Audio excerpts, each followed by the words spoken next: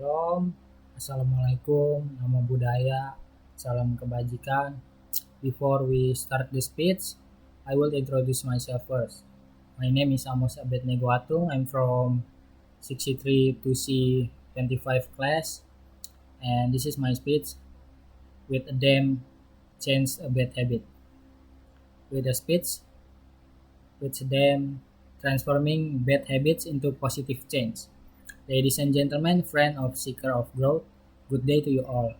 Today I want to speak about something deeply personal, yet profoundly universal, the challenge of changing a bad habit and the extraordinary transformation that can come from it. Let's begin with an honest truth. We all have habits we are not proud of. Some are small, like mindlessly scrolling through our phones late at night. Others are larger, like neglecting our health, our responsibilities, or our relationship. Whatever, whatever form they take, bad habits have one thing in common: they quietly pull us away from the person we want to become. But here's the important part: having a bad habit does not make you a bad person. It makes you human.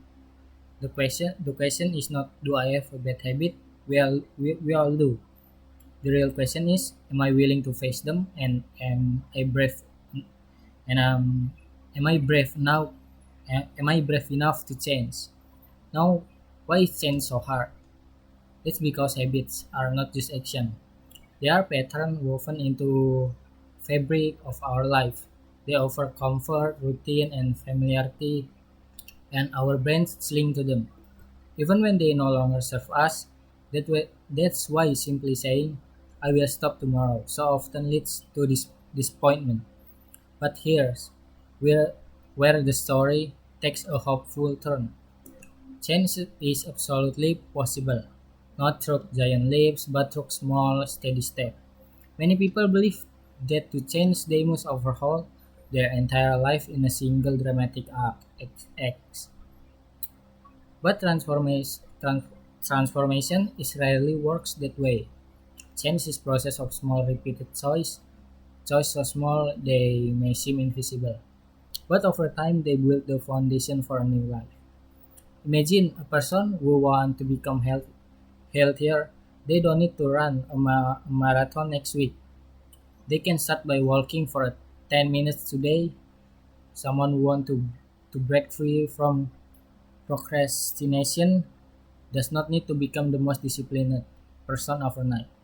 They can start by completing just one small task today before anything else.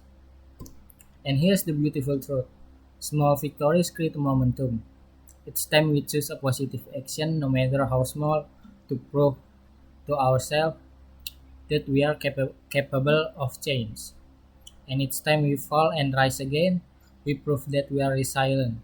But let me be clear: setback will happen. We will stumble, and we will sometimes slip back into old patterns. That's not failure, that's part of being alive. What's matter is not whether we fall, but whether we stand back up, dust ourselves off, and keep moving forward. So I challenge of you here today to reflect on your own life. What is one habit that is holding you back? And more importantly, what is one small step you can take today, not next week, not next month, but today, to begin moving in a new direction? Perhaps it's setting a bedtime alarm to remind you to rest. Perhaps it's preparing a healthy meal instead of ordering fast food. Perhaps it's taking 10 minutes to focus on an important text instead of delaying it. The small steps matter more than we realize, because when we change a habit, we do more than change our behavior. We change our identity. We start to see ourselves as someone who is capable, determined, and growing. Ladies and gentlemen, our lives are shaped by the habit we build. But the power to shape those habits is in our hand. Change is not about perfection; it's about progress. It's about waking up each day and choosing again and again to become the person we were meant to be. So let us face our habit with honestly, approach change with humility, and embrace each small victory with pride. Together, let's walk the path of transformation, not because it's easy, but because we are worth the effort. Thank you, and may you arise boldly the challenge of becoming your best selves. This is my speech of change a bad habit. Thank you. Hello, before we talk about speech, it's a part one, and this is a part two. We will talk about countable noun. Countable noun. What is countable noun? Countable noun are objects that can be counted. For example, we can count how many books we have, how many loaves of bread are in a pack, how many pencils we keep in a pencil case, and so on. Well, well, do you know that countable is divided into two parts? What are they? Okay, from one it's a singular noun. Singular here means a single object. For example, one person, one bottle, and so on. Not only that, singular nouns can also be expressed with the article a or n. For example, one apple you can express with an apple, and one flower you can express with a flower. The two plural noun. If singular is a single object, then plural is a plural object. For example, two glasses, three kittens, and so on. But do all plural objects just have to be added with s or es? Of course not. I will give you examples of the use of plural nouns. This is have a regular, most singular that form plural are added with the ending s, like cats, houses, and pencils.